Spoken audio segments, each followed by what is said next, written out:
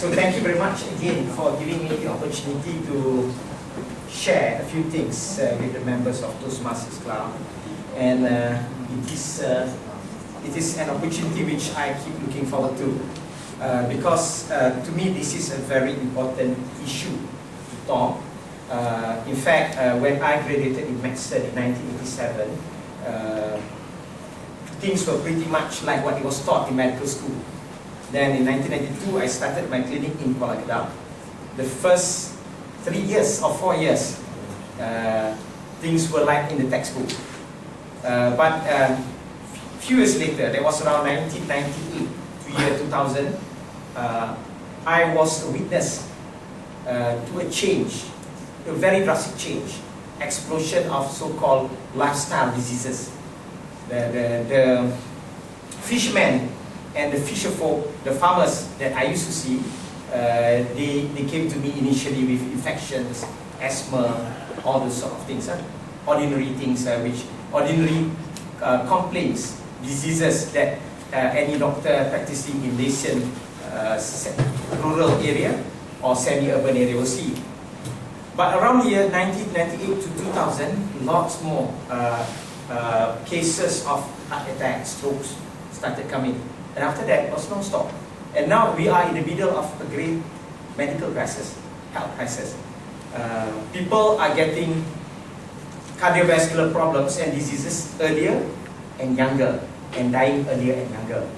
In fact, a number of youth that I used to see when I started the clinic in 1982, they were in their 20s, early 20s. My friends, a number of them have passed away. Heart attack and also stroke. And a number of them now in their late 30s and early 40s on dialysis. And these are all cardiovascular problems. So something has happened. And this is a phenomenon seen in Malaysia and many other countries in the world. It's a global phenomenon, and it is really something which is serious, and we have to ponder about. So just a bit, because the slides were prepared in Malay, this is for presentation for laymen, I prepared Malay. I've got another one in English, but that one is rather technical to the public, so I will translate, don't worry. It's just like our society, sometimes something is in English and we refer in Malay. Something in Malay, then we use English. That's very common. So a bit on this, cardiovascular, cardio refers to the heart, and vascular is blood vessels. So it's a disease of heart and blood vessels, cardiovascular diseases. In the context of our talk, and the most I would say the most important diseases associated with the heart and the blood vessels would be heart attack, which is called serangan sakit jantung in Malay. Myocardial infarction, MI, is the term that we use, doctors like to use, and stroke. Stroke. As I said, there are more people having this now, and I used to wonder why. I went on my own tour, my own journey of finding out the reason. And after a few years, I think I've come to a conclusion. What is causing it? What is causing this explosion of diseases? It's happening all over the world, but more so in Malaysia. We have every reason to be very worried because, I'm in my early 50s, but our children and grandchildren, if we do not correct what is wrong with our society now, that is causing all these problems, they will suffer. So just a bit of statistic. It is number one killer in the world, especially in the last 50 years. In America, this is a statistic a few years ago, which I got, 80 million people, 80 million patients, 80 million sufferers of cardiovascular problems. This is American statistic. And America has got 5,000 deaths per day due to cardiovascular diseases. The Al-Qaeda attack in New York, September 11 killed 3,000 plus American, and they launched 2 wars. But every day 5,000 of them died. 5,000 Americans died of cardiovascular diseases. It's very significant. China is interesting. This is the latest statistic in China. China has 3.5 million deaths per year. And every 10 seconds there's one death in China. So in 1 hour we have 60 times 60, 3,600 deaths. When our talk reaches an hour from now, 3,600 Chinese nationals have died of cardiovascular diseases. And this is also interesting because China, for a long time, from what we know, although it was a communist state, but we do have some ideas of what things were. Not many Chinese were dying of cardiovascular diseases. Then, when Deng Xiaoping opened the country with his policy, it doesn't matter whether the cat is white or black, as long as it catches mice. So you open the gate, do business, be rich, but you also have cardiovascular problem coming in. Although Mao Zedong, his personal physician, wrote in his book, it's a very interesting book, on the banned in Malaysia, The Private Life of Chairman Mao. His diet is whenever there is an opportunity to eat fatty pork, he will eat fatty pork as often as possible. But he didn't die of heart disease. Heart disease, no. Mao died of complication of low gerd disease. It's another disease. Not that, but what happened? Something happened when China opened its gate. That one death every 10 seconds is a lot, no? And they're wondering why. And in Malaysia, I do not have reliable statistics to say, but we know for sure that it is #1 killer. It is killing a lot of people, causing a lot of kecacatan, a lot of deformities. So deformities due to stroke, especially, and a lot of handicapped people walking around because of stroke. We know that. We don't know the exact thing, but we know that where metabolic syndrome is concerned, metabolic syndrome is a condition which happens before you develop diabetes, hypertension, heart disease. That we are one of the highest in the world, if not the highest. So this is something which we have to ponder. Why it's happening. So just a bit of interaction between us so that we can have some idea.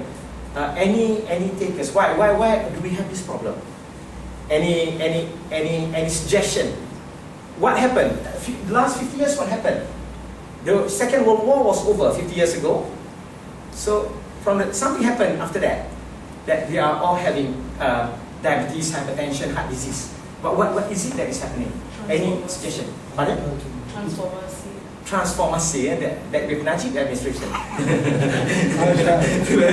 But still people were dying before the transformation. What actually happened? Diet and lifestyle. Lifestyle changes.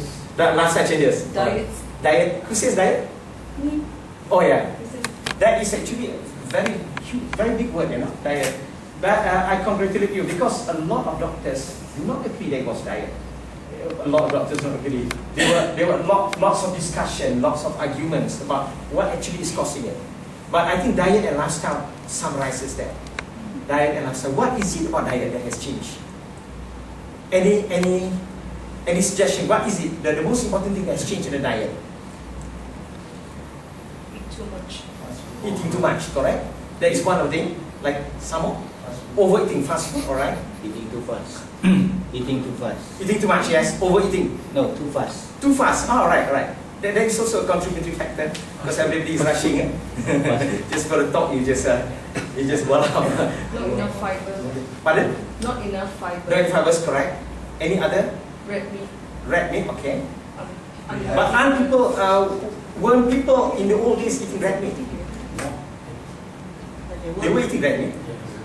Perhaps not as much as we do now. Anything else? We have a fantastic mama restaurant. So now when the mama. They are doing service or this service? Both. Availability, alright, correct. Fast food, correct. But I will share with you a few things. Those are correct answers. But what is it? I was wondering what is it that has changed. I will share with you my observation when I was in Bali Hospital. I was in Bali Hospital in 1990. I knew the orang asli there, the Negrito, in a place called Legong. Legong is famous for the hot water spring. Yes, hot water spring, Legong. When I went to Bali in 1990, early 1990, February, the hot water spring was just a bad place. People hardly go there. There were lots of cows and goats, but not many people. So I used to go there. And as you go to the hot water spring, you do meet orang asli. I met them, I knew them, and they were my patients. Then they had no diabetes, no hypertension, no heart disease, hardly any cancer. They were dying of being stepped on by elephant, things like that. But now the place has opened now. They have mixed with the local people. They meet local people, although they retain some of their practices. They prefer to stay in a hut rather than house and all that.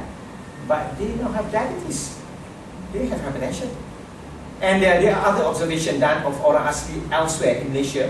Once they mix, once so-called modernization, modern forces came and touched their life, they changed. The Aborigines in Australia, they meet the masalah, suddenly they change. They have diabetes, they have hypertension. So something about that. Something about that. And they do not do fast food. They have not eaten fast food, I believe. A lot of them have never been to Sungai Petani. And then almost none of them knew that Alostar is the capital of Kedah. They have never been to Alostar, the Negritos. But they have diabetes. So something has changed. But as we said, diet and lifestyle. And which one is more important, diet or lifestyle? Lifestyle. Who says lifestyle? Alright, who says diet? Can you put up higher? There was a lot of arguments. There were lots of arguments about which one is more important, diet or lifestyle. This one is, we'll come to that. This is a statement from an endocrinologist that many people die of cardiovascular disease, then from cancer, road traffic accident, diabetes and all that. So this is Dr. Joseph Prendergast. We'll talk about him again later.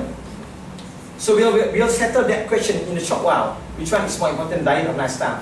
How do you get cardiovascular diseases? You have these groups.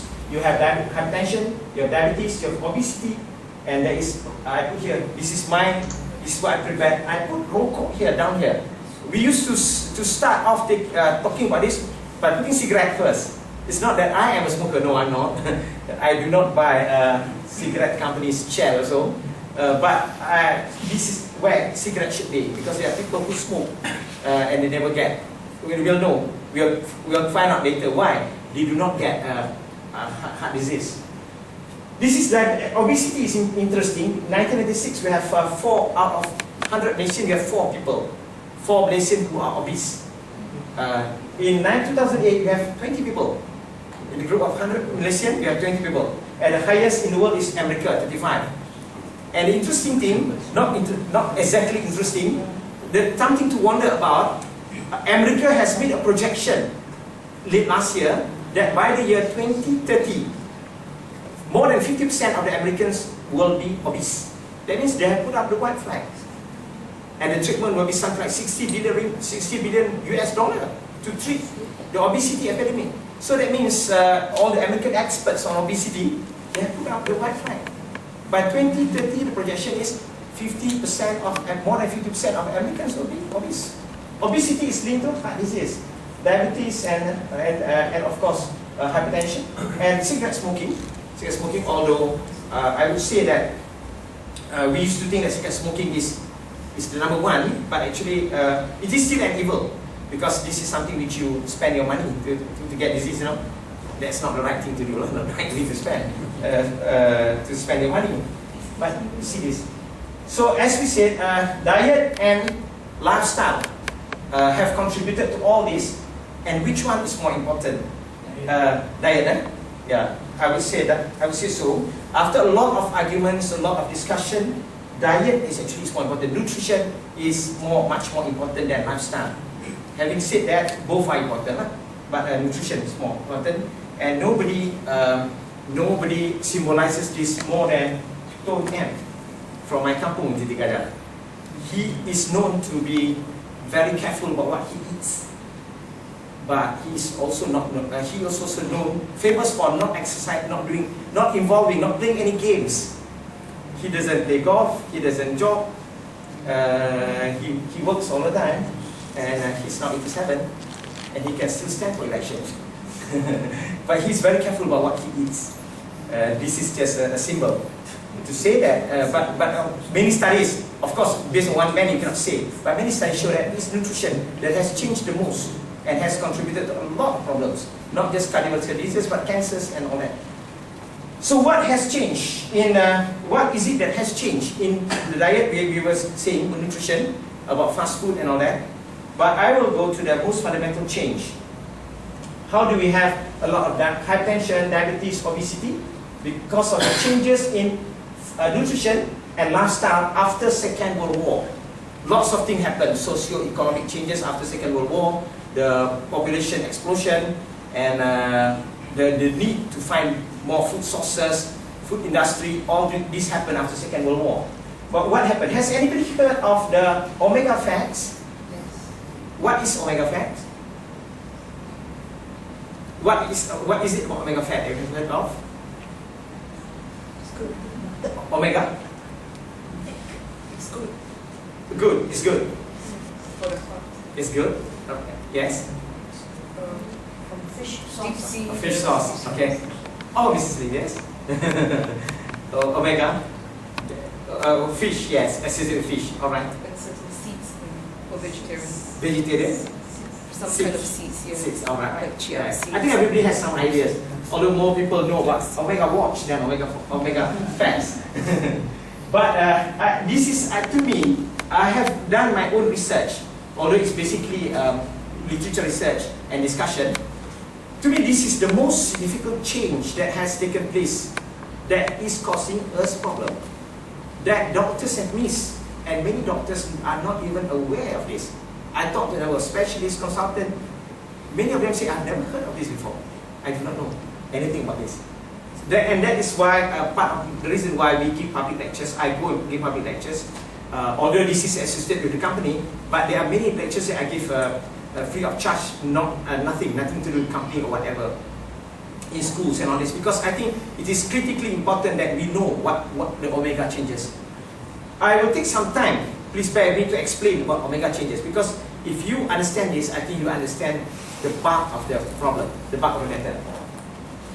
Omega fats actually refers to fats which are found in nature. And there are three types of omega fats, 3, 6, and 9. 9 can be made by us, by our body. But omega-3 and omega-6 we have to take from nature. We have to take in our food, from our food. And they are critically important. Why is fat so important? Why is fat important? Why fat? Because fat actually is something which is misunderstood. A lot of people say, no, don't eat fatty things. When I do hypnosis, they say, no, the hypnosis to lose weight is don't eat anything fat. But actually that's not right. That's not right. That's not right. Because fat is very, very important. In fact, it is hypothesized that the first organism was a unicellular organism, one cell. It could become multicellular, could divide only after fats were incorporated into the cell membrane. Because the cell membrane, which is a very important part of the cell, and we are made of billions of cells, the cell membrane has got fats inside. And with the fats, then it can divide, it can reproduce, and it can function. In the absence of the fat, there is hardly any worthy life, I would say, like there is hardly any organism. There is any hardly viable organism. You need the fats. And of course, we are made of so much fats. The brain is all fats, and the nerve is all fats. But every cell has got cell membrane, and the cell membrane determines the metabolism. And metabolism is everything. Whether the cell metabolism is normal, whether it is metabolism is rev up, or metabolism comes down, slow metabolism or fast metabolism depends on the cell membrane. And the cell membrane is fats. And in the fats here you have omega-3, omega-9, omega-6 fats. So it's very, very important. It's very important. In fact, you'll find out that in order to become slim, you have to eat fats. Some fats. The misconception is, eat fat, you become fat. No, eat fat, you become slim. Not eating fat, you become fat. I've seen so many patients. I will tell you. That's what happened in America. Not eating fat, then you become fat. But eating fat, you become slim. I will explain again about omega fats. Omega-3 is the fats of life. We need it for the cell, for the cell membrane and all that. And how do you get omega-3? Omega-3 originates from the first ever living organism, which is the phytoplankton. Life started in the water, that is hypothesized, that's also mentioned in Quran, interestingly. Life started in water, and then you have one cell organism, then you have multicellular organisms, then you have organism, and it started with plankton, phytoplankton, algae, and algae is green in color. Green because of the pigment there, which is chlorophyll. And chlorophyll is encased in chloroplast. And chloroplast, the wall is made of omega-3 fats, which is called alpha-linolenic acid. Don't worry about that, I can give. If anybody needs references and all this, after the talk, I am more than happy to share. So, chlorophyll, it started with chlorophyll, chloroplast, and that is omega-3. And organism, like a fish, eats the plankton, eats the algae, and manufactures it into a more complicated, more sophisticated omega-3, which is eicosapentaenoic acid, and DHA, docosahexaenoic acid. We have DHA. Now everybody is aware of DHA because you have DHA added to milk and all that. So this is fats of life, and this is called omega-3. This is omega-3. It is in the leaf. It is in the leaf, and whatever that is green. So grasses have got omega-3 fats. This is omega-3 fats, and this is fats of life. But plants and organisms have got to reproduce. You have got to reproduce. So you need a specialized kind of fat in order to reproduce, to create another organism, and that fat is a special fat for reproduction that is called omega-6. Omega-6. The basic omega-6, the very basic is called linolenic acid. From linolenic acid. And where do you find fats for reproduction in the plant? You find it in the seeds. In the seeds. Seedlings, seeds, grains, they are omega-6. They are omega-6, linolenic acid. So you have fats of life in the leaf, fats for reproduction in the grains, in the seeds. Omega-6 and omega-3. When we eat omega-3, alpha-linolenic acid, green plants, fish and all that, that omega-3 goes into our tissues, goes into our skin, goes into our flesh, goes everywhere, and and it exerts its effect on our metabolism, on the functions of our organs. When we eat omega-6, something else happens. Omega-6 goes into our tissues, and it exerts its own influence on our metabolism and our bodily function. That's what happened. And omega-6 and omega-3 have got their own, it goes into the cell membrane, and it affects the cell membrane metabolism. When the cell membrane is affected, the whole metabolism is affected. The cell changes and reacts differently. If you have more omega-3, something else happens. More omega-6, something else happens. That's what happens. That's why it's very important. So we will see some of the characteristics of omega-6 and omega-3s. What these omega fats do to our body. Omega-3, alpha-linolenic acid, eicosapentaenoic acid, docosahexaenoic acid, and omega-6, linolenic acid. There's another one, arachidonic acid. I do not want to confuse, but this is a basic omega-6. Omega-3 will regulate cell size, regulate cell size. Regulate cell size. It makes sure the cell is neither too big nor too small. Omega-6 will increase cell size. Increase cell size. What happens when cell size is increased? Associated with obesity. You may have obesity.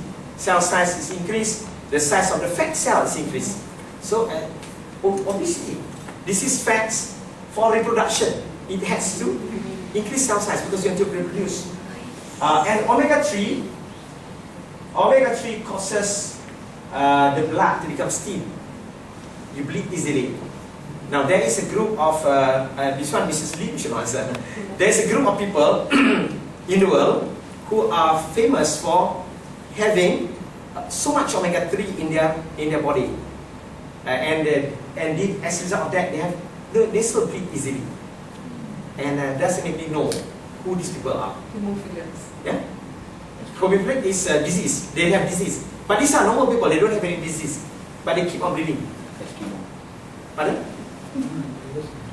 I heard something. Eskimo. Oh, Sean, Tachi. The Eskimos, because they have so much omega-3. Inuit Eskimo, they are known to have that. Sean is not allowed to answer any question, but he will have to reward whoever answers correctly. This is the Eskimos. There are accounts of Eskimos where they're having conversation with their friend. They have epistaxis. Epistaxis are nasal bleeding from the nose because so much omega-3, and that's about the only side effect that we know of. Too much omega-3. But with respect to omega-6, you have too much omega-6, you have clotting problem. Blood clots easily. And what are the diseases associated with blood clot? Blood clot. Heart attack, stroke. Heart attack and stroke. Heart attack and stroke. So when you have a lot of omega-6, that's a problem. The other thing about omega-6 is it makes the cell wall thicker. Cell wall thicker. What do you think is a problem when the cell walls are thick? Yeah? Flexibility, flexibility is one, right. But as a result of thicker and also less flexible cell wall, insulin finds difficulties going into the cells. You have insulin resistance. You are predisposed to insulin resistance, and that is associated with diabetes. Diabetes. So you have diabetes. You are predisposed to diabetes. It's easier for you to get diabetes. The other thing is omega-3 is anti-inflammatory. This is a concept I have to explain. Inflammation is actually what happens when you have inflammation. The white blood cells goes into the tissue. So whenever you have tissue injury, lots of white blood cells go in, make it swollen, make it red, attack the tissues. That is inflammation. Omega-3 is anti-inflammatory. It prevents that from happening. Omega-6 is inflammatory. You have a lot of omega-6 in your tissues, and then whenever you have injuries in the heart or in your tissues, lots of white blood cells will go in. And what is that associated with? Inflammation is associated with everything. Cancer, heart attack, stroke, arthritis, all these are inflammatory diseases. Asthmatic attack, inflammatory diseases. So inflammation. And this one, omega-3 increases your metabolism. Metabolism is increased. Someone who has got increased metabolism walks faster and slimmer, and basically higher metabolism. Also, you have more appetite sometimes. But that is I would say too high of metabolism is not good, but it does increase the metabolism.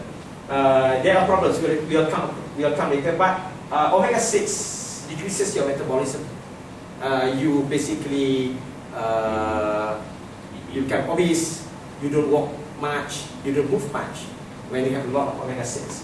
So you see, omega-3 has omega-3. When there's a lot of omega-3 in the tissues, it does exert some effects on your body. When you have a lot of omega-6, it exerts different effect. So health is actually somewhere in between. Not too much of omega-3, not too much of omega-6. Blood should not be too thin, neither is it too thick, too clotting easily. Cells should not be too small, should not be too big. This one is obesity. And metabolism should not be too high, and neither should it be too low, metabolism. So it's somewhere between 3 and 6. So 3 and 6, 9, divide 2 is 4.5. Omega 4.5. Teacher to say that. In other words, omega-3 is much better than omega-6, is it? In a sense. Usually associated with less problem. But at the same time, actually we need both. To live a normal life, we need both, 3 and 6. What is important, critically important, is the balance, the ratio. When it balances, you have neither too thin blood or too blood that too easily clots, and neither do you have metabolism which is high, rev up all the time, or metabolism which is too slow. So health is actually somewhere in between. Health is actually a balance between the two, 3 and 6. Now the next thing is we know the characteristics of omega-6 what it does to the body and what omega-3 does to the body. We know that for a fact that now the problem is obesity, diabetes, inflammation, inflammatory disease, so we have more omega-6 in the tissues. So what is happening? What is happening? Why is it that we have more omega-6 in the tissues? From studies we know that omega-6 in the tissue is proportionally related to the rate of death from heart disease, but as well as cancer, I would say. So what is actually happening? This is omega-6 in the tissue, the rate of omega-6 in tissue, the amount of omega-6 in tissue, and this is this here you have death from heart disease. And as you see, USA has got a higher 78% omega-6 in tissues, 78%. We will discuss later the causes. And as a result of that, you have 200 deaths per 100,000 population in USA. That is very significant because, you know, in USA with all the studies done, the hospitals, which are actually much better equipped than our hospitals, health facilities are there, but still 200 people die. 200 people die. And which one has the lowest in the world? Japanese. Only 47% omega-6 in the tissues. And not only that, the Japanese enjoys the best health in the world. In every parameter, if you were to measure, they have the best health. It is said that the best healthcare system in the world is French, but the best health in the world is Japanese. And why? What is the reason? USA, what is the reason that they have so much omega-6? We'll discuss in a short while. And Italy and Greek is in between. 58% omega-6 in the tissues, so you have corresponding 90 death per 100,000. 90 death per 100,000 population. This is Mediterranean diet, which is said to be heart-healthy diet. Lots of fish, olive oil and all that, vegetables, but only 90. But the Japanese are better. The Japanese are better, 47%, and they have the best in the world. And this is despite the fact that the Japanese are some of the worst smokers in the world. They smoke a lot. They smoke a lot. The ideal present in Japan to octogenarian, someone like Mahathir, is a carton of a cigarette. They smoke a lot. If you have been to Japan or Korea, you see, they are freer. They come out of the car and smoke. Taxi smoke and everybody smokes. The Japanese smoke a lot. Still, fewer of them die of heart disease. The Americans exercise, they go on diet. In fact, it's rare for them not to go on diet. And they don't smoke. Smoking has decreased in America, yet they die of heart disease. So what is it about the Japanese? Any takers? Pardon? Diet. Sushi, sashimi. Sushi, sashimi. Seafood. They eat everything from the sea. Fish, raw fish, lobster, of course, mussels, the octopus, clams, prawns, shrimps, even sea snakes. But They eat everything. Sorry, they have quite a high rate of stomach cancers. High rate of stomach cancers because of another problem, fermented foods. Fermented foods. Raw, I think, not so much. The studies, so far, the stomach cancer has been explained by many studies as they have a lot of fermented food. Fermented foods are good. Preserved foods are Preserved food, preserved foods. But the stomach cancer has been explained by the preserved foods.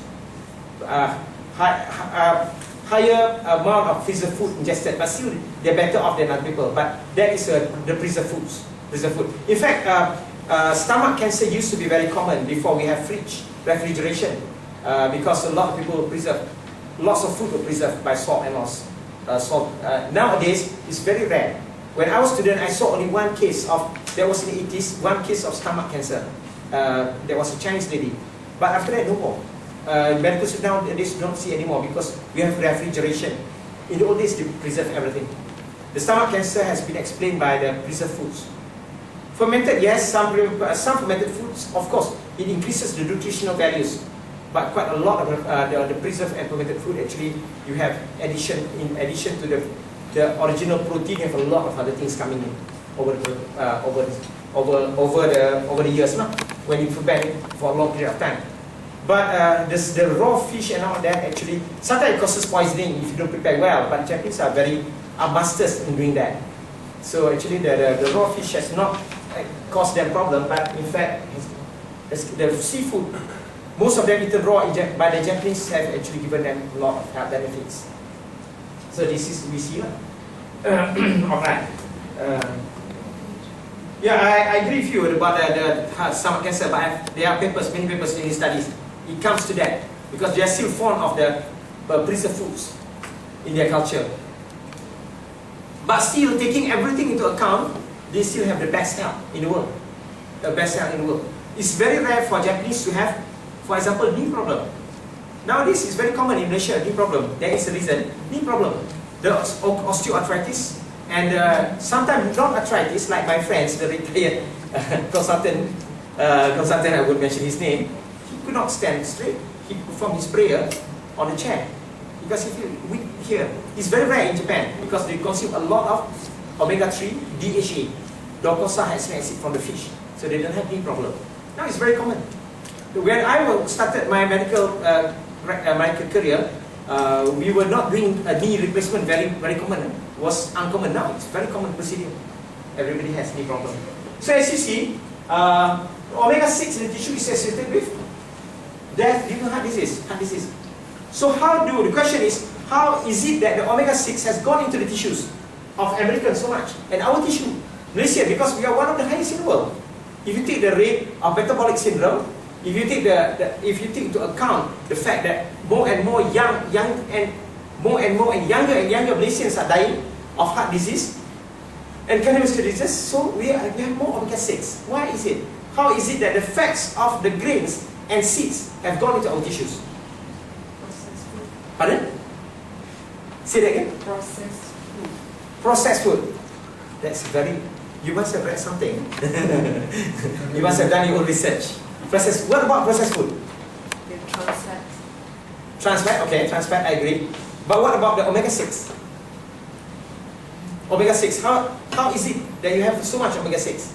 How is it that orang asli in Bali now have so much omega-6? They have diabetes, they have hypertension, they have obesity. Too much carbohydrates. They used to climb trees, yeah? Too much? Omega-6. Carbohydrates? Carbohydrate, yes, but it's not omega-6. Cooking oil. Pardon? Cooking oil. Cooking oil. Cooking oil. What about cooking oil? Any cooking oil is omega-6. Alright? 50 years ago, did our grandparents or our parents use cooking oil? Yes. Is cooking oil a new phenomenon? Only 50 years ago. Started 50 years ago. We have been using cooking oil for thousands of years. The Japanese, of course, they are quite late to use cooking oil, but the Malays, the Chinese, have used cooking oil for a long time. Very long time. Too much deep frying changes the chemical Deep frying? structure. Yeah. I agree. It does, but is that main reason? That you have omega-6? Okay, we'll discuss that. I mean, those are good ideas, and actually they are correct. But let's go further. The first reason why we have more omega-6 in tissue is changes in animal feed. Animal feed. There are three reasons that I have classified into three main causes. Number one is changes in animal feed. One is a herbivore. A herbivore is an animal that eats grasses or leaf. Grasses like grasses. Example, cows. Cows eat grass. That is very basic, isn't it? But what do cows nowadays eat? They don't eat fast food, but what do they eat? They eat cow's fast food. Pellets. Strangely, not only in National Feedlot Corporation, NFC, that fails. I went to Jenri, and doesn't even know where Jenri is. Jenri is a rural area. And I talked to the villagers, and I asked them, what does a cow eat? And they told me pellet. And I asked them, do you have grasses here? In the middle of the jungle, yes, we have grasses. But cows eat pellet. They have been told that cows have to eat pellet. But cows have evolved eating grass. They do not eat pellet. They do have evolved eating grass. Their stomach is divided into three portions. They are ruminants. They eat grass, they chew the grass, they put the grass in, they chew back, produces probiotics are produced, good bacteria produced, they become healthy. But we force them to eat pellets, and pellets are grains. Basically, corn. That is corn. And what is corn? Omega-6. Omega-6. Because corn is grain. Corn is seed for reproduction. It's omega-6. So they have eaten. We have forced cows everywhere, not just in feedlot, but more in feedlot to eat pellets. Pellets, even generally pellets. And a lot of grass, but cows eating pellets. Now omnivore is an organism that eats everything. Eats everything. The best example and the most relevant to us is chicken. Chicken eats everything. Chicken has to eat grass. Chicken eats grass. That gives the yolk, the color, the orange color, because that is beta carotene. And it has to eat insects, earthworms. That's why chicken do that. No? They do that dancing like movement, looking for earthworms and all that. They do that. And they have to eat grains. They do eat grains. But forcing them to eat only grains means we are forcing them to eat only omega-6. What is grain? Grain is basically corn. Grain is basically corn. That's what happened. So this is the first cause. As a result of that, you have this. Can you see this? This is free-range eggs. Eggs from a chicken. Egg from a chicken that eats like a chicken should eat, like good chicken should eat, which is eating grass. It eats some insects and earthworms and eat grains. So you have this orange color, which is beta carotene, which is a very good antioxidant, very nutritious. Then you have, you see the egg is firm. It is firm. It can stand on its own. It's firm. And the white egg also, if you see carefully, it's firm. It's not watery. And this is the commercial eggs, the industrial eggs. It is pale yellow. This one is not that pale, but usually it's pale yellow, and it is watery. It's liquid-like.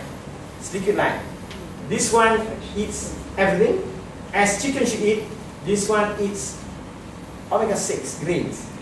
Okay, this one I tell you, many studies, especially Dr. Artemis Simopoulos from Greece. She has done a lot of studies.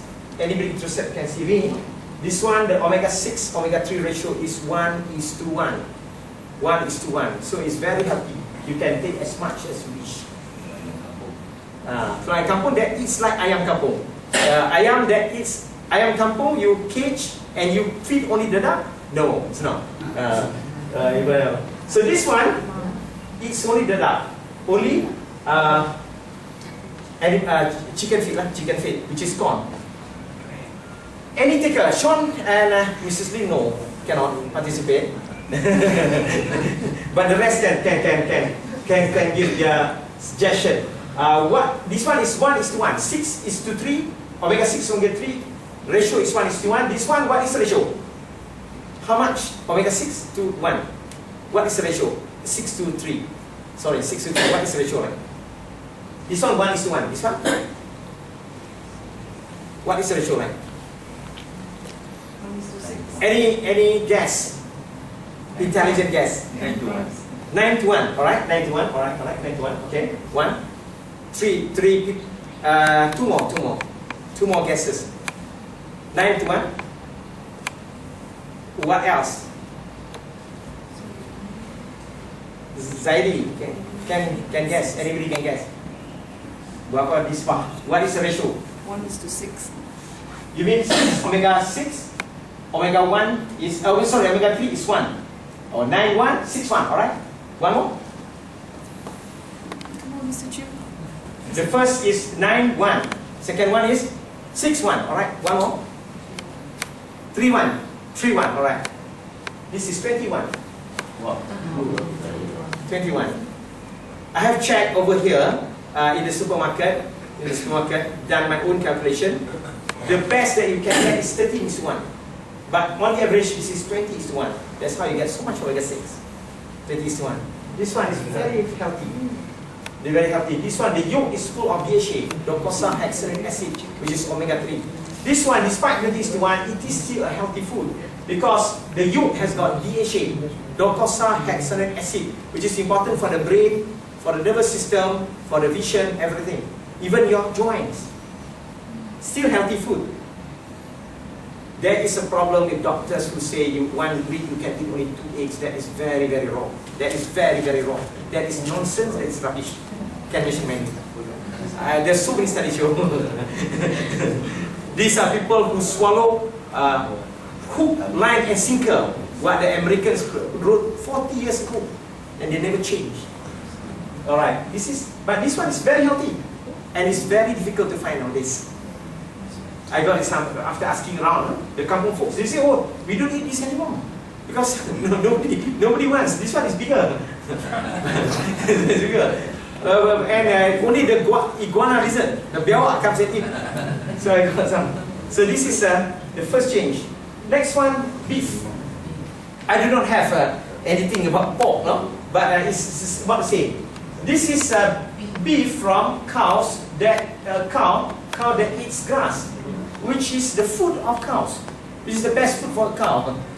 When cows eat grass, they are healthy. You don't have to add antibiotics. When cows eat grains, you need to add antibiotics to the food. There is a problem in Africa. They added, when you have a pail of you have a container of cow feed, which is grain, you have to add a pail of antibiotics. And the cows dropping urine and all full of antibiotics destroys the environment, seeps into the water system, goes into the Lake of Mexico, destroys everything. Here, the cow is very healthy. The cows dropping become fertilizer for the grass. This is 1:1. This is reddish, pinkish meat with a little triglyceride, not so much. This is more triglyceride, and this is actually paler. This is 1:1. How much is this one? The ratio. What is the ratio like? Just guess again. Just give a guess. 31. 31. That is too much. 21. Around 21. Around 21. 21. But I am very scared of chicken because chicken follows the eggs. 21. Because in a Malay kenduri, which is coming this weekend, sometimes you have 6 kenduri, everybody consume only chicken. That's a problem. So this is, as you can see, this is the first change. That is, and if you talk about eating eggs and chicken, which everybody does, you can imagine. Sean, can you give Chiraman one? Okay, all right.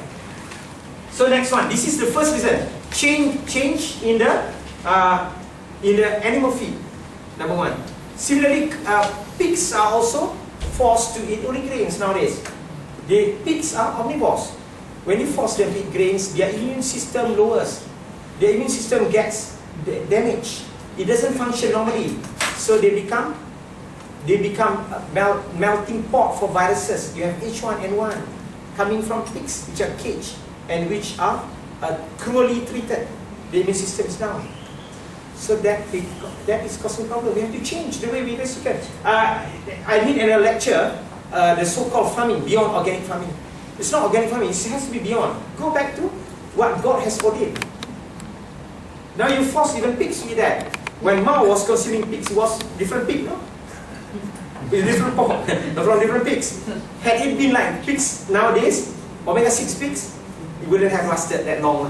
They wouldn't have been cultural revolution. Alright, the next one is cooking oil, as we have said. Cooking oil is not simple. This one comes from a textbook on cancer.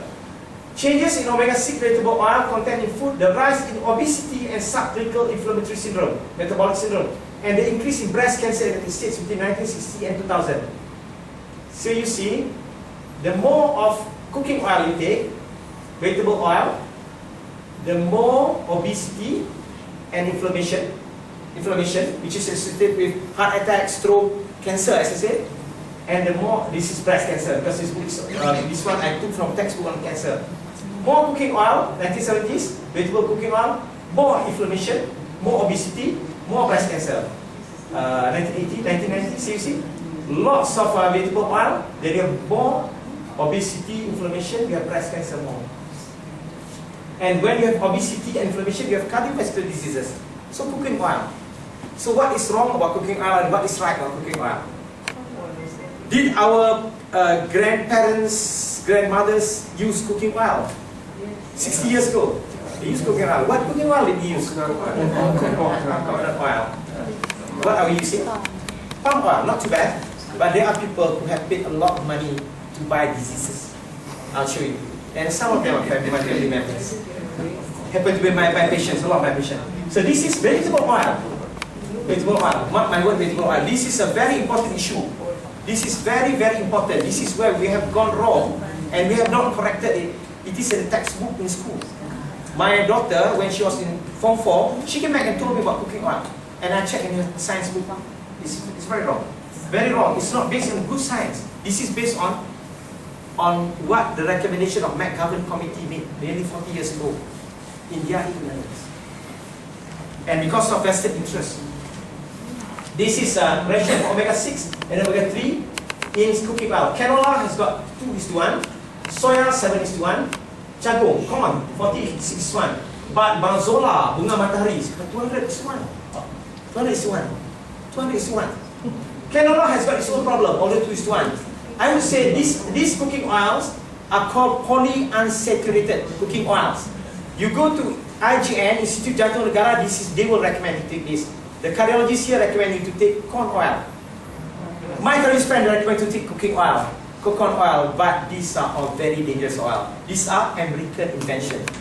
From the time of humankind, from the first human cooking, we do not use polyunsaturated cooking oil.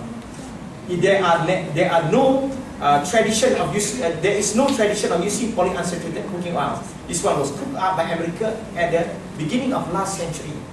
Initially, they produced cottonseed oil to make into candles. But when America started using electricity, there was no need for cottonseed oil. So they persuaded people to start eating, to start cooking oil with that. And we, in our ignorance, stupidly eat the Americans. That's why we are following the American closely. 5,000 deaths per day. They're coming. Bunga matahari, sunflower seed, 200:1. The most famous is Israel. Israel, they have got land, quite a lot of them from Palestinian. They plant sunflower plants, a lot of sunflower seeds. That should have been prepared and eaten as kochi. That's all. Or you use in cookies, that's all.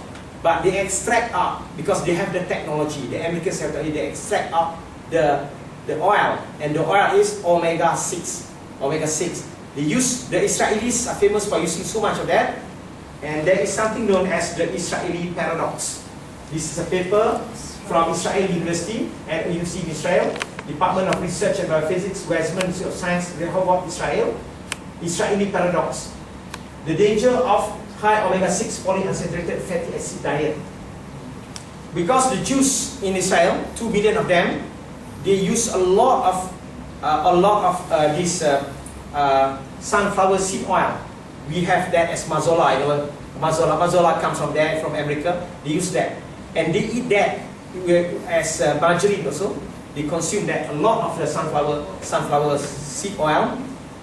And as a result of that, what happened is the Israeli Jews have got the developed world's lowest level of cholesterol. The lowest level, but the highest level of fatal myocardial infarction, heart attacks that kill them. They also have very high level of cancers, very high level of arthritis, and a lot of diseases, degenerative diseases. And I have a number of patients, and I know a number of people who in their old age, including a Tansri, they develop Parkinsonism, they develop memory loss, Alzheimer, because 30 years on mazola. Because they could afford that in the 60s, 70s, including a relative of mine, 30 years on mazola. 30 years on mazola, and now has got forgetfulness, Alzheimer, Parkinsonism, has got a lot of problems. So, omega-6, effects of omega-6. If you use omega-6 cooking oil, you start developing tummy and all that. That is not healthy. This has never been used. This has never been used. In human evolution, we have never used polyunsaturated because it takes technology. You have sunflower seed, you just eat as kuchi, you know, that's all right. That is all right. Because cooking oil is something else. Oil is you get the essence of it. It's all omega-6. But when you take kochi, it's different. You have the oil, you have the fiber, you have the vitamins, you have the minerals. It's different. So it's a really paradox. World's lowest level of cholesterol, but highest rate of fatal myocardial infarction, heart attack, and kill. So that means cholesterol is not the issue. The issue is omega-6. So this is one. So the question is, this gentleman is Dr. Ralph Holman. He passed away last year, August. He is the man, he's a great scientist, eminent scientist. Dr. Ralph Holman is the gentleman who gave the term omega fats. He coined the terms. The story is, after he discovered omega-3 and all that, he was looking at blood samples from all over the world, many places. And he found that when the omega-3 is very little in the blood sample, you have a lot of problems. And he examined some blood samples, and this group of people have, these blood samples have showed that these people have got very little omega-3 in their tissues. So they have heart attack, they have stroke, high incidence of cardiovascular diseases, high incidence of cancers. And who are they? The rich of New York. The rich of New York. And one of the samples that he examined, and he found it was a healthy amount of omega-3 in the tissue. The blood sample shows a lot of omega-3, very balanced, very well. And he was surprised to learn that these people are very healthy, and he was surprised to learn that these people actually come from a very poor district in Nigeria, Enugu. There's a place called Enugu in Nigeria. But these people are poor, but they are very healthy. And what is their diet? They eat a lot of shoots, greens. They eat a lot of fish, but fish from the freshwater fish.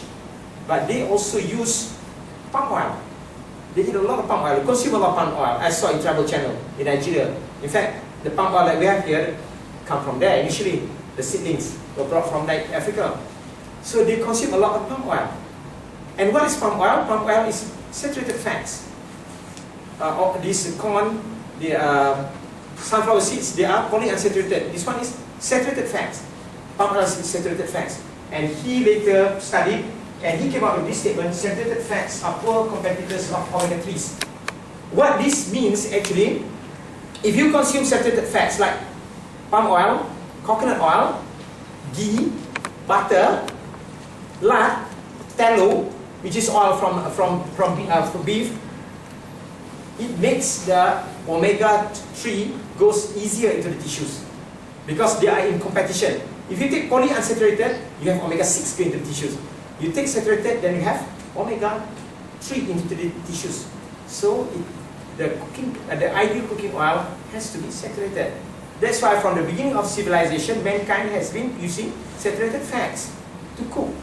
Mankind has been using, where places you have pork, you use lard, you have tallow, the oil from goats, you have minyak sapi, ghee, minyak sapi, and you have all this coconut, palm.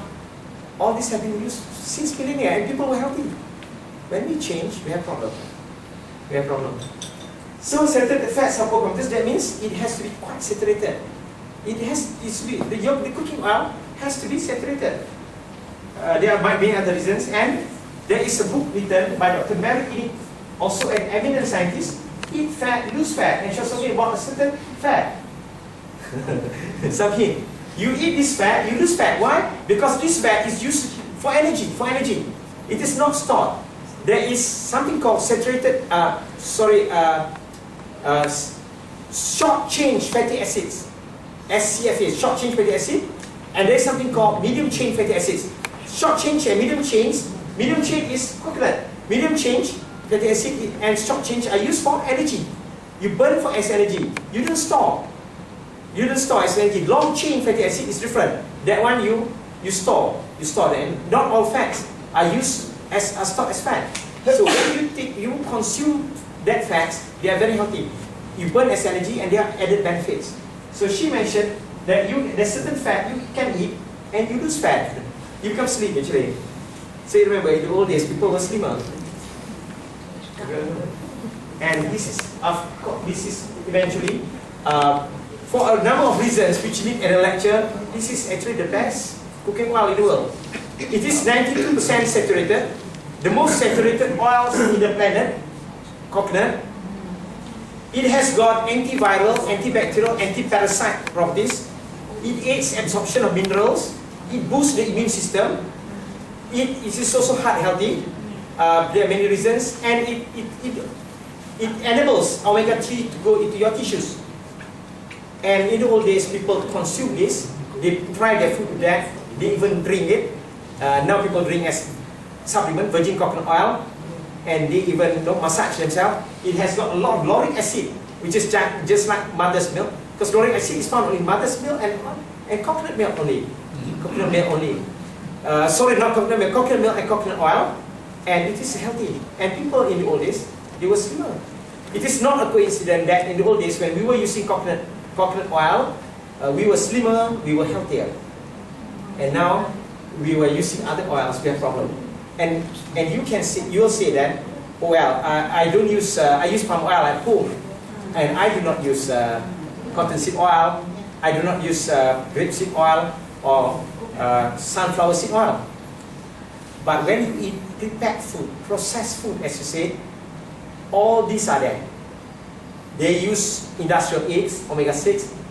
Prepared food and processed food will use industrial aids, and will use a lot of these polyunsaturated oils. So you go to the supermarket, you buy, come back, and you microwave and you eat all those things, omega-6. So this is healthy. Unfortunately, it's very difficult to get nowadays. We don't have anymore. All right. So second reason how you get so much omega-6 is cooking oil. So this is the best cooking oil. Otherwise, use butter. Use butter. Otherwise, especially grass-fed cows. Otherwise, you use lard. Use tallow. Use ghee. Don't use all the other things. Don't use those invented food. Those are not actual food. The last one is trans fat. The third reason how we get omega-6 into our body is trans fat. Trans fat. What is trans fat? Margarine. Margarine, planta margarine. But a lot of people know planta margarine, but not many people know garlic, soya, olive, and all can be trans fat. Also margarine.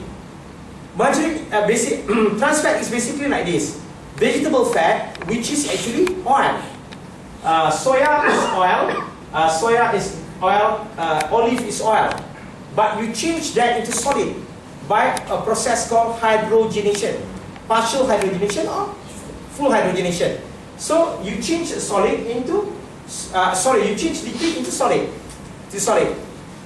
The problem is when in changing that, you alter the chemical structure, and when you consume trans fat, which is hydrogenated fat, your cells also become hydrogenated. And what happens is it affects everything from head to toe. The endocrine system is disturbed, bone system, the reproductive system is disturbed, immune system is disturbed, cardiovascular system is disturbed. Trans fat is poison. It's poison, that's all. That's why Arnold Schwarzenegger in California banned it. It's banned in California, it's banned in Holland. It's banned in Holland, it's banned in many parts of the world. But here we do not have, we do not have the awareness. Second thing, the political will to ban. This has to be banned. This one, avoid it like wait. That's what they say. You have to avoid it. Run away from it. And where do you get trans fat? All the prepared foods, the processed food. So when you go to supermarket, the processed food part is very dangerous. Something you buy there, come back, you have to do something, wash and cook, and prepare and cook, alright, vegetable. But when you go and buy something, you come back, you microwave, or you consume immediately, you have problem. All the bakeries use this. Shortening is trans fat. And trans fat is bad for everything. Everything, A to Z, everything. Every organ. And this causes heart disease. But nobody says about trans fat. Everybody was saying about cholesterol. Cholesterol is occurring naturally in the body. Trans fat is something, imitation food. The color is actually artificial color. Do you know that? Huh? Trans fat, when you prepare, the color is actually grey. But they put a lot of coloring to make it imitates butter. So it is dangerous. It is dangerous. It is dangerous. In fact, when they first made it, the proposal in America was color it red so that people know it's dangerous. But of course, that was the first proposal. It could have saved a lot of life. But what happened is, the food industry in America, the politician suggested that. So they managed to push away the legislation and color it like butter. It was printed. So trans fat is dangerous. This is the third reason. So this is very lengthy, I'm sorry. But when you grasp this, the animal feed, the cooking oil, the trans fat, you know how we get a lot of omega-6 healthy tissues. So this is the major change that has taken place in our food that is causing us heart disease, stroke, and cancer as well. So next one, I'll be brief after this. Polishing of the grains. This is a grain. You have the bran layer, which has fiber, vitamin, mineral, phytonutrient. You have the endosperm, carbohydrate and protein. You have the germ, essential fatty acids, omega-6, omega-3, vitamin E, B vitamin, mineral, phytonutrients. When we polish, we take out other things, we leave something to eat. What do you think is it that we leave here? Which layer? Bran? Do we eat bran? Do we eat endosperm? We eat germ. Which one? Just one guess. Endosperm. Endosperm. You're right. You're right. I think you have done some research. A lot of reading. We eat only endosperm, which is carbohydrate and protein, mainly carbohydrate. This is polishing of the grain. So we throw away all the essential fatty acids, everything. Rice prepared the traditional way, beras tumbuk, that is the best. Second best is the unpolished grain. Nowadays you don't have that beras tumbuk anymore because even that traditional thing, I don't know, I don't have the stamina to operate. I don't know about other people. That was the best. But what you eat now is basically carbohydrate only. So when you highly polish, like Bernas is doing, the white rice, you put into your mouth, it changes into glucose, causing the pancreas to respond with insulin. So food goes in, from the mouth, the insulin goes up, insulin level. After food is digested, insulin is still high. So you become hungry again. Leads to overeating, partly overeating. So you have your breakfast at 7, at 10, tak boleh tahan. You've got to have another meal. And at 1, you have another meal. That's why when you go to office, sometimes you cannot find the officer because answering the insulin call. What about brown rice? Okay, brown rice is better. Brown rice preserve at least, most of the time brown rice preserve the germ, the endosperm, and it preserves also some layer of bran. So brown rice, eat unpolished grains. If you have to eat bread, eat wholemeal bread. Avoid all those. Avoid white rice. White sugar. About white sugar as well. Yeah, we'll come to that. About white. Avoid white bread. White bread. The whiter in the bakery, that is the deadlier. The whiter the bread, the faster you're dead. What about 100% whole grain? That is alright. That is alright. Of course, but it depends on the processing because sometimes it's so hard. You have to use more water when you cook. Keep on trying. Try one that suits you best. But from my experience, for me, I've been taking Eco Brown for some time, and Eco Brown Gold I find the best. Tastes the best also. It's also higher in pesticides. Eco Brown Gold. Brown rice. Brown rice. Higher in pesticides than white rice. Yeah. But perhaps because you retain all that. But there is a cost for organic farming. So the latest that they have found, which is very good for regulating blood sugar, is actually basmati rice. It has the lowest starch and it has lower starch than brown rice. But brown rice has better mineral nutrients. Okay. But having said that, brown rice is better than white rice, definitely. The white rice, which is highly polished, similar. Basmati is white rice, but it's lower starch. Low starch, okay. But basmati, then there's one nasi dagang rice. I've heard that what I mentioned. But brown rice has got its the advantages will be you retain the layers. That if you talk about the glucose response, the glucose absorption. But if you talk about vitamins, fibers and all that, which actually when it's present, when you eat the rice and there is fiber coming in with the rice is packaged with fiber, you slow down the insulin response. So it takes some time, not inside your mouth, it changes already. into glucose very fast. It's not a rush of insulin, you know, rush of sugar with rush of insulin. You avoid that. So that is the advantage of the unpolished grades. And wholemeal bread. And with the polishing, which actually the Mak Saleh invented in 1870s, the normal polish, the traditional polishing was not like that. It's not as white. But when it was invented in Europe, they polish until it's so white and so devoid of all the other things. With that come the birth of refined carbohydrate. Refined carbohydrate, the most important is sugar, and white sugar. And sugar is poison. Sugar is poison. Just like trans fat is poison, sugar is poison. Sugar is poison. Sugar is poison because of a number of things. And of concern is high fructose corn syrup, HFCS. Because this is something which is new. HFCS is industrial sugar invented in 1983 by Japanese scientists in America because of the pressure from corn industry in America. They have so much corn in America, and Iowa produces the most corn. So with that, they turn the corn into animal feed and all that, and they also make into sugar. And with sugar, you not only the glycemic index, but you have a lot of other problems. When you consume sugar, you abruptly disturb the delicate balance of endocrine mechanism that you have in your body to maintain the blood sugar level. You have the pancreas, you have the adrenal, all these producing hormone, insulin, the glucagon, also the stress hormones. They are there to maintain the blood sugar within a range. But when you take sugar, this one is disturbed. And in order for the glands and the organs to function well, it needs a lot of vitamins, it needs a lot of other things to support. So sugar drains the body of a lot of resources. For that reason, sugar actually forces your body to go to the brink all the time. So sugar actually causes a lot of problem, and sugar makes you age faster because it takes on the resources. So if you do not want premature aging, avoid sugar. Avoid white sugar.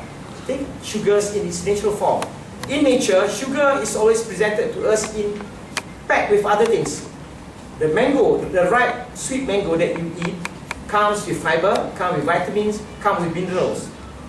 But when you just take the sugar, minus the minerals, minus the vitamins, minus the fiber, then you put extra stress in your body. That mineral, that fibers and all that will prevent the sugar from being absorbed abruptly like that. So take sugar as nature presents to you, or take sugar which is the traditional way, the traditional sugars. Gula kabung, the brown sugar or honey, something like that. Not the white sugar. White rice avoid, white bread avoid, white flour avoid, black sugar you have to avoid. Yeah, white sugar. And sugar has got bad effects, detritus effect on all the organs, not just the heart, coronary artery disease, on the kidneys, liver, everything is poison. It's poison. And still a lot of people go for anti-aging treatment, but they consume a lot of sugar. So actually they force their body to age faster. Teh tarik minus the sugar. Prepare your own teh tarik, then you can drink as much as you want. So sugar. And sugar has contributed to the 5,000 deaths in America a lot because of the soft drinks. Soft drink, the name is soft, but the problem is never soft. It's neither soft nor soft. It will never be soft. Soft drink is not soft. There's Dr. Fred Kummerow. He wrote a letter to the American Congress about the problem of soft drink. And we have this problem. So don't make soft drink a culture. Don't offer it to guests. Don't offer it to children. Don't force children to go to school after in this morning before going to school. Just consume soft drink. No. Don't give present. Don't give soft drink as presents to children, and don't stock soft drink at home. Chinese New Year or Hari Raya, prepare your own drinks, not soft drink. So it is actually a very big problem. It's an hour lecture. How it disturbs us endocrinologically speaking. Soft drink, and this is the WMD that Bush went to look for in Iraq. It is in America. Weapon of mass destruction. This contributes to the 5,000 deaths in America. Sugar, soft drink, soft drink. And now with HFCS, it becomes so cheap. So you when you buy, in our time, when I went to school in '68, primary school. I left school 79. I went to university. Coca-Cola used to cost 50 cents, but there was 8 ounces, right? And now whenever you buy at the fast food store, you get so huge, 24 ounces, because sugar is so cheap. And the other thing is 3-in-1. They use HFCS, 3-in-1. So prepare your own. The extra effort, instead of one and one, you add yourself. 3-in-1 has got HFCS. It's not healthy at all. So sugar, avoid sugar. It's a poison. So the other thing is chemicals inside the food. There are chemicals that are added, there are chemicals that have been taken out and cause heart problem. RBGH is actually bovine growth hormone given to cows to produce more milk. Last time we thought this is not a problem. Doctors used to say no, this is not a problem. Now we know that all these industrial chemical, the pesticide will go inside the food web, affect the food web, and they become estradiol-like substance. There is hormonal disturbance and diabetes and all that. This is happened. So where do you get this? In processed food, supermarket food. So you have to avoid this. This is the chemicals inside. We are talking here, there is a case here for organic farming. And the next thing is, there are chemicals in the processing food. There are chemicals and vitamins that have been taken out. To maintain healthy cardiovascular status, we need healthy blood vessels. And healthy blood vessels need vitamins A, vitamin C, vitamin D, vitamin E to maintain the integrity of the vessel wall. And you need selenium, magnesium, iodine. All these are taken out in food processing. Highly processed food loses all this. So deficiency in vitamins and minerals also leads to cardiovascular problems because the integrity of the blood vessels. Alright, so that leads to American paradox. You eat like the American, you have the American paradox. From 76 to 2000, American cut their calories by 4%. 4% because everybody is on diet. And they cut fats by 11% because everybody takes low fat, non-fat, even non-fat milk. But obesity shoots up to 35%. That's why if you lack good fats, you become obese because your body will take more carbohydrates and store as carbohydrate will be turned into triglyceride, store as fat. You take fat, healthy fats like saturated fat like coconut and all that, you burn into energy. But you take the carbohydrate, you burn into energy and you store as fat, as triglyceride. This is what happened to Americans. Everybody is on diet, but everybody is becoming bigger. Everybody is on diet, everybody is exercising, but everybody becomes bigger. We were talking about Israeli paradox. So then the next thing is lack of exercise, lifestyle. It comes this way down. No? Lack of exercise. Sitting down has been associated with heart disease. The longer you sit down, so get up and walk.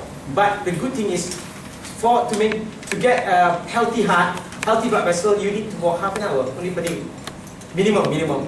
So and that is you can accumulate. So in the morning, if people who go to surau just walk and come back 3 times or 4 times, you get half an hour. You're half an hour walking. Keep on walking. To win medals is different lah, but just to become healthy, cardiovascular wise. Just walk. See, this one comes quite low, and also, of course, I didn't mention, lest my fellow doctors will scold me, smoking, because as I said, smoking is bad for health. Smoking contributes to heart disease, but I didn't put it here because smoking is for you to stop smoking.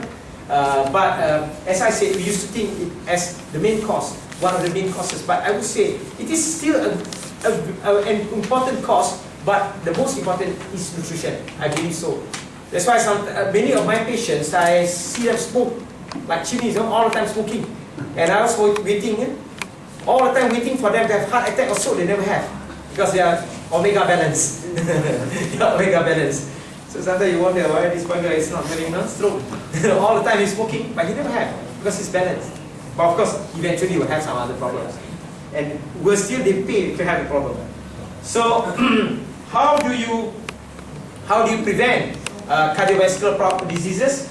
You balance your omega-3 and omega-6. A balanced diet now, to me, is defined as a diet which is balanced in its omega fats. Of course, it is better if you also take some fibers. But that diet which is balanced in omega fats, that is the most important thing for me. In my opinion, that is most important. The Maasai, for example, Maasai in Africa, their traditional diet is beef, milk, cow's milk, and cow's blood. They do not eat grains or vegetables or fruits. But heart disease, zero. They have atherosclerotic changes, but they do not have heart disease. Many studies have shown people have atherosclerotic changes, but no heart disease. Basically because it's omega balance, no chronic inflammation. Because to have heart disease or stroke, you need chronic inflammation. You need inflammation. So the Maasai, the Eskimos eat only fish. They do not eat grains, they don't eat fruits, no vegetable, fish and seals, and they have no heart disease, very low heart disease. So go back to the traditional diet. That is the balanced diet is actually omega balance, omega fats balanced diet. That is a balanced diet. And I was told, I don't know, our Sikh brother, whether you have been to Punjab. Somebody studied medicine in Punjab, and he told me in the old days, very little heart disease in Punjab. But what they eat for breakfast was, they took fresh milk, about pasteurization also there's an issue, fresh milk, and put in butter, churn it until it becomes like sauce-like, eat with chapati. But there was no heart disease, although it's all fats. Milk is fat, butter is fat. Heart disease. Grass-eating cows. The Maasai also grass-eating cows. I think if it were to be corn-fed cows, they wouldn't last. They wouldn't last that long. Not even 6 months. So go back to that, and go back to diabetes and hypertension. We have to take medicine. Then nutrition. Go back to traditional diet, because traditional diets all over the world is anti-inflammatory. And when you traditional diet is already anti-inflammatory. Otherwise, our forefathers, our predecessors would have all died. No? Traditional diet, whether it's Chinese or Japanese or Siamese or Malay, as long as it's traditional diet, you don't alter the nature of the food. Traditional diet is already balanced. So traditional diet is very healthy. Go back to traditional diet.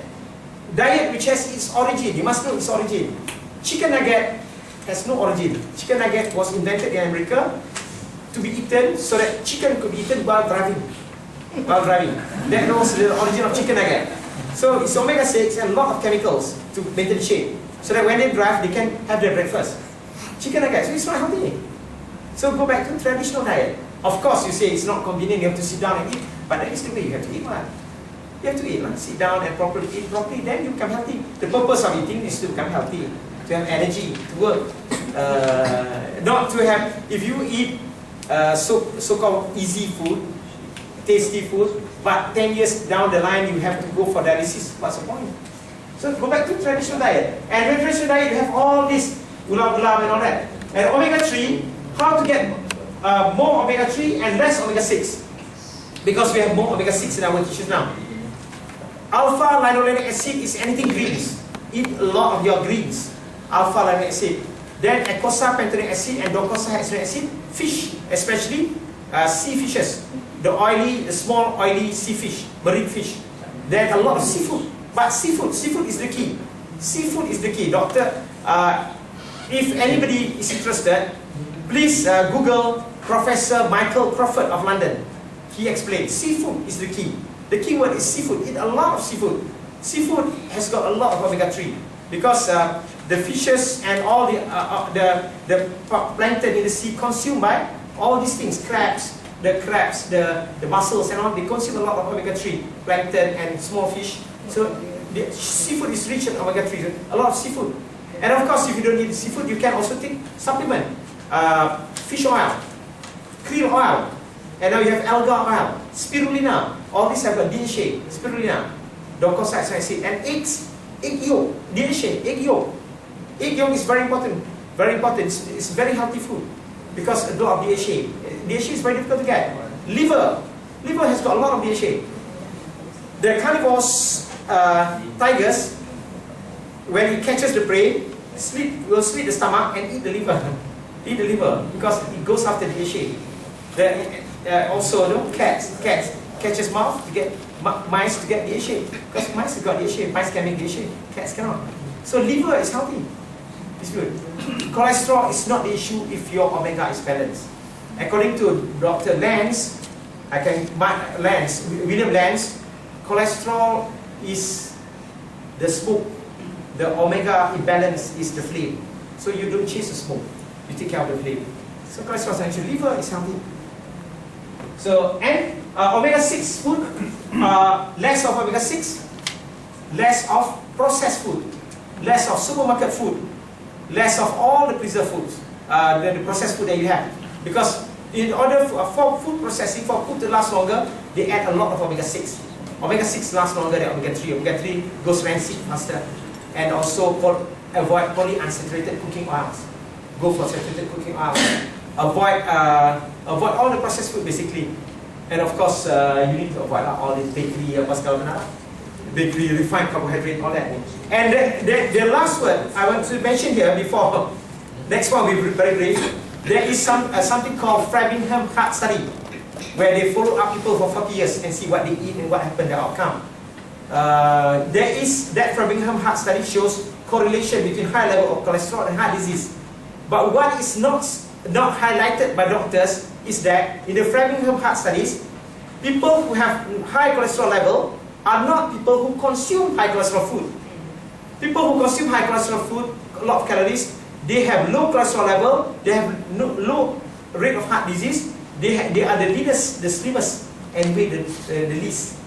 And people who consume refined carbohydrates have high cholesterol level. Refined carbohydrate, the mechanism is quite long to elaborate, but you take a lot of refined carbohydrate, sugars and all that, your body makes a lot of triglyceride, your body makes a lot of cholesterol later. Back to the bad cholesterol. So actually, you can eat the saturated fat. Saturated fat is not the cause of high cholesterol. It's not like what doctors believe. A lot of doctors believe it's saturated fat. That is a misconception. I can elaborate on that. Alright, so that's what we should do. And of course, we should, as I said, half an hour, stop smoking. Stop smoking. And you can use antioxidant because the antioxidants are used to maintain the blood vessel integrity and all that to prevent heart disease and to make healthy blood vessel. You can use vitamin C, but the dose has to be correct, 1 to 2 grams per day, not 30 milligrams, which is the common vitamin C. Vitamin E, there is a role, vitamin D, folic acid as well, and nitric oxide. Allow me a few minutes to talk about nitric oxide because this is something new.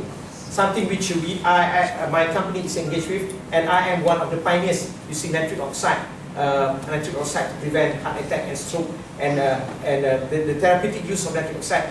I'm one of the pioneers in Malaysia. Nitric oxide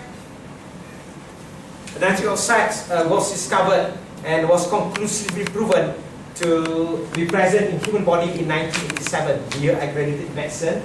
And the story of nitric oxide is just like Star Wars. It's about the story of nitric oxide is actually about the creation of the universe. And the interesting thing is we did not know that we have nitric oxide in our body until 1987. We thought we knew everything from head to toe. I met a lot of professors when I was medical student.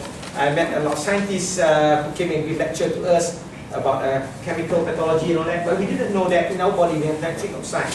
Nitric oxide, since 1987 when it was discovered in the human body, now we know that nitric oxide is used to repair damages in the human body. It is used by all the organs in the body, basically almost all the organs, and a lot of things now are known about nitric oxide. There is a journal, and there are so many books that have been written about nitric oxide. The interesting thing, something about nitric oxide. The heart uses a lot of nitric oxide. The blood vessels use nitric oxide.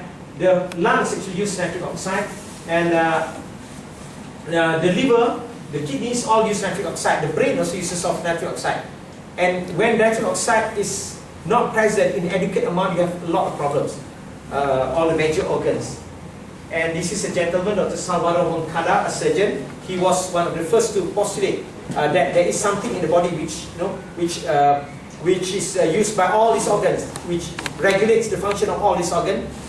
He was looking for it. Interestingly, he's surgeon, because lots of jokes about surgeon. Surgeon, they can operate, but they have difficulty thinking. But he's one of the surgeons who thinks. One of the surgeons who thinks, definitely.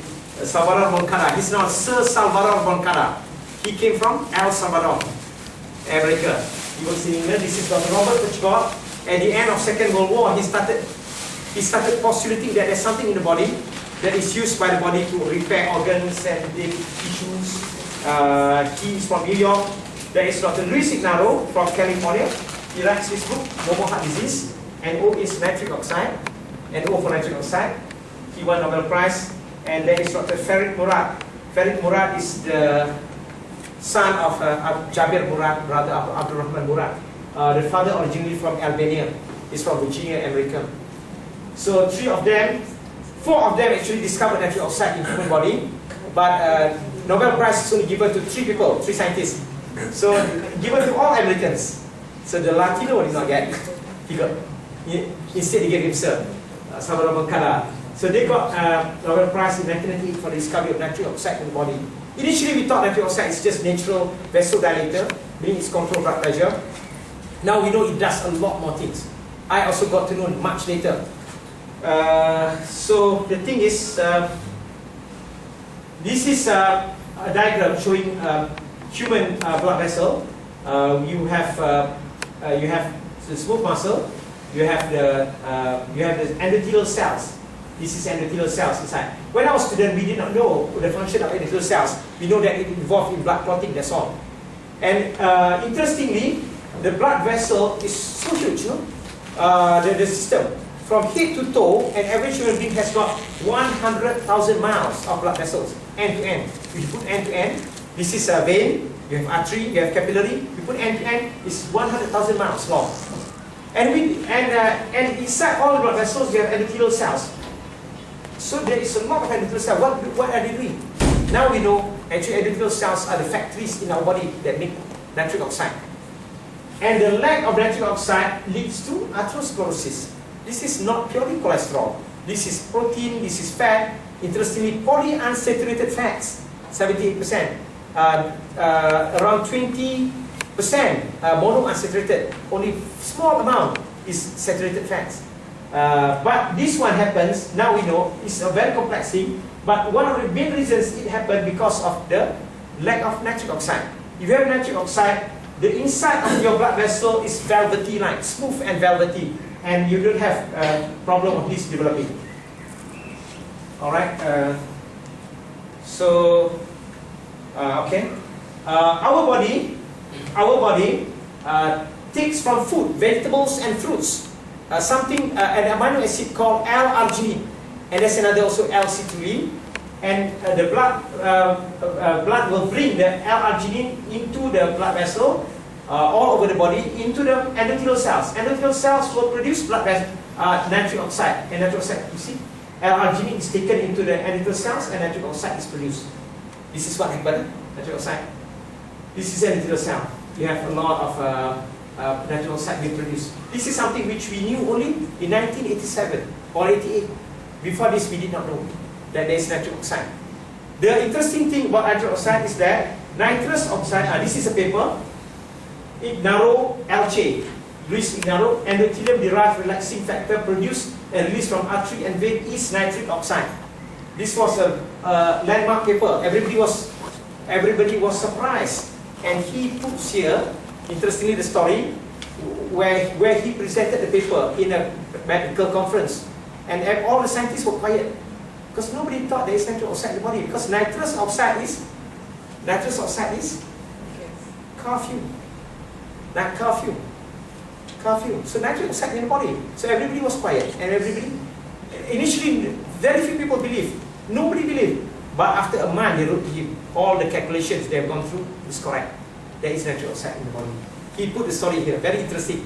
I almost had tears reading this because he was talking about his father, how his father was a poor carpenter who wanted him to become scientist. He eventually became scientist and discovered this. And he got the news when he was traveling and got stranded in the father's original town in Italy. And he got the news. So it's a very revolutionary finding, conclusively proven to occur naturally in the human body. from polluter to monitor of the year 1992. And we know now that life not possible without nitric oxide. So in order to live, we need water, we need oxygen and water, and we need nitric oxide. Without nitric oxide, you cannot have your bodily functions. But there is one problem, because nitric oxide is so useful, all over the body. I show you. The brain needs nitric oxide to form memories, to process memories. Absence of nitric oxide leads to depression.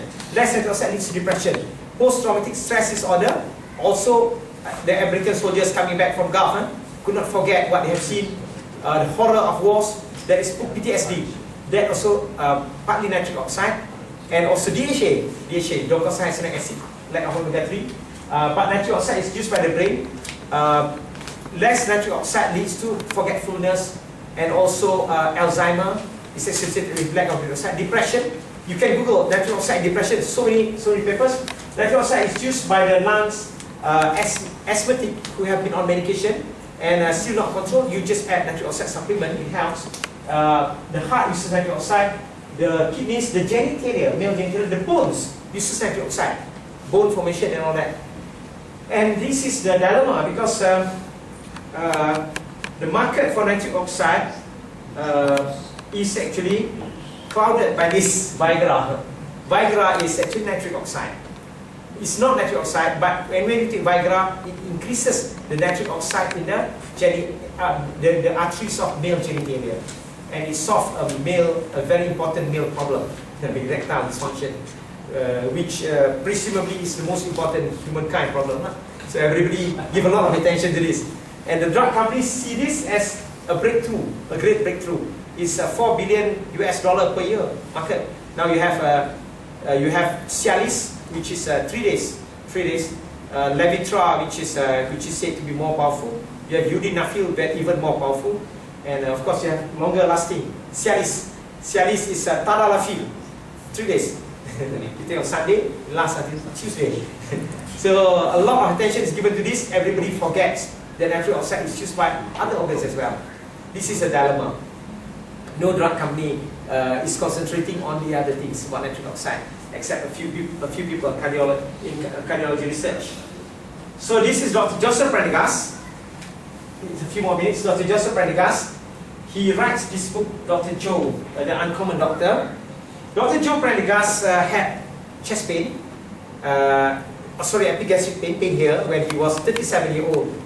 Then he remembers that his father had atherosclerotic problem of atherosclerosis, and his father had stroke at the age of 42. So he went, and during that time there was CT scan. He went for CT scan, and what happened is he found that he has got severe atherosclerosis of the aorta, the big blood vessel. This is a normal blood vessel.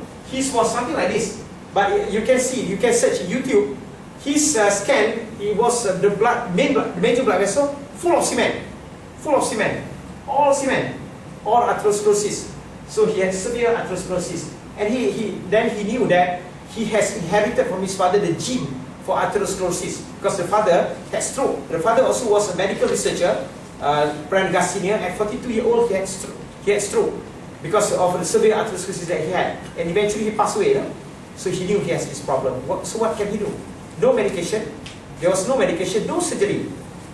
But he was in contact with the cardiovascular research team at Stanford University, which is still one of the best in the world. Stanford University, US. And this is a gentleman which is mentioned by a lot of people, Dr. Victor Zhao, originally from Shanghai. He went to study McGill, later Harvard. He is the top guru of all the cardiologists. Many of the medicine that we use to treat heart problem now come from Victor Zhao. So he went to the unit that was headed by Victor Zhao, and they told him there's nothing for you, no surgery, no medication, but we know that if you take L-arginine, it can do something to this. It can dissolve the atherosclerosis. The mechanism we do not know. So he began taking. After a while he felt very well and no more problem. And later he went for scan. He was like this. Now it's back to normal. After he took L-arginine for some time. Now back to normal. And he was surprised at the finding. But later in 1998 we knew that L-arginine is used by the body to produce nitric oxide. So nitric oxide has a lot of this. This is something which we did not know and before. So this is something new. In fact, he detailed the story here. Initially, he thought his friend, the radiologist, was trying to make fun of him because he may have taken another film just to play trick on him. But no, in fact, the radiologist thought there was something wrong with the machine, and eventually discovered no, he has actually cleared off all the atherosclerosis inside his artery. And after that, he started giving to patient, and this is Dr. John Cook from Harvard, professor in Harvard, head of the endothelial biology. He wrote a book, The Cardiovascular Cure. Basically, he says if you have adequate nitric oxide, you could actually effect a cure of cardiovascular problem. And this book, in this book, No More Heart Disease, Dr. Ignaru says what he suggests a few things that you could do to boost up your level of nitric oxide, and that can help make heart attacks, strokes, and cardiovascular disease plagues of the past, meaning you can cure those cardiovascular problems. He said that, and eventually in 2008, Dr. Prendergast was honored by the American Diabetes Association with this one, Father of the Year. I met him in Bangkok in November, and he told me about this. And what happened is he treated and followed up and documented 8,000 patients. And being endocrinologist, many of his patients are diabetic. But 8,000 patients he followed up for 19 years. And not a single patient had heart attack, stroke, or gangrene of the foot. Also, kidney failure from diabetic complication. And also, in Bangkok, not a single one of them developed cancer as well. What he did was, he gave them the usual treatment plus his supplement of nitric oxide. So he added nitric oxide. Next thing is concept of vascular age. This is something which you did not know before that nitric oxide can do. This is basically the changes in the arteries as you grow older. I'm in the early 50s, so myself is somewhere here. But what you can do is you can actually move back your artery. You are as young or as old as your artery, although your heart is always young, but your artery determines your age. This was proposed by William Osler long time ago, English physician, around 200 years ago. You are as old or as young as your arteries. So your artery, as you grow older, your artery change, but with nitric oxide, you can actually push back. And I experienced that when I was 46, it was different. Now I'm 50 plus, I feel different. After you start doing things to boost up your nitric oxide level. So this is Bangkok, November 2012. Mr. Slim, actually, he was very excited when I mentioned that a few of my patients who have forgetfulness, when they took the supplement, they improved. Like you mentioned about your mother-in-law, right? So I mentioned to him, and yes, he said yes. He has seen so many in America. And you know why? He said he switched off the forgetfulness gene, the Alzheimer gene, he said. He was telling me. He was very excited about that. He said, yes, a lot, yes, see that. And he also was telling me about the cancer, because now they're studying his patients again, why they don't develop cancer. Now we know that the body uses nitric oxide also to fight cancer cells. There are so many papers there. And also to depression. This was a presentation by him in Bangkok. A few of us who have been taking from Singapore, this is from Singapore to Myanmar. All these are Singaporean. Few of us are from Malaysia. And this is Dr. Siva Arnasala. He's the director of High Desert Heart Institute. He's a cardiologist. There is something called Siva stent. He got frustrated because he put in stent. 3 years later, they blocked again, and patient come and scold him back. 40,000 finish, but still. So he thought, why not I try using nitric oxide, because he is aware of all the work that has been done. So he used Dr. Prendergast's formula, and he obtained good result. 34 patients given for 3 months, 4 CHA per day, and all of them improved. All of them got themselves discharged from the transplant ward. They do not need new heart anymore. You can Google and read about that. So, the thing is, I have found good result with nitric oxide. Previously, I don't know. Depression improved, yes. Forgetfulness, yes. Anti-aging, yes. Diabetic gangrene, yes. 3 days treatment only. Coronary heart disease, we have Cik Rahman tadi. Cik Rahman had three arterial block, and after 2 months of treatment, all of them cleared. He donated the stent that he has bought for 11,300 ringgit. He donated because he has no need for a stent. The cardiologist told him, your arteries are now 18-year-old. You need not live for 100 until 100. There's no point living 100. Then he said, because of that, I started smoking. Of the man here. There's another man in Singapore who has got 4 arteries blocked. He also donated the stents that he bought. Before doing again the angiogram, they found that there's no need to put in, and that stent cost him 19,600. Also donated to someone, so it can clear off. When you have adequate nitric oxide, you can clear off all these problems. But how do you get adequate nitric oxide? You exercise, you get nitric oxide. You forgive someone, you get nitric oxide. You go into trance. You read Quran, you do zikir, you do meditation, you do yoga, qigong, you get nitric oxide. The Muslim perform tahajjud. You wake up in the quiet of the night and you speak to God and you pray. You become calm. You go into trance. You get nitric oxide. You eat a lot of vegetables, a lot of fruits. You get nitric oxide, and then you take supplement to get nitric oxide. That's another way. Everything has changed because of the discovery of nitric oxide. Luis Ignano, for example, says, why do you get a lot of stroke and heart attacks at night? Because at night, your nitric oxide level is the lowest.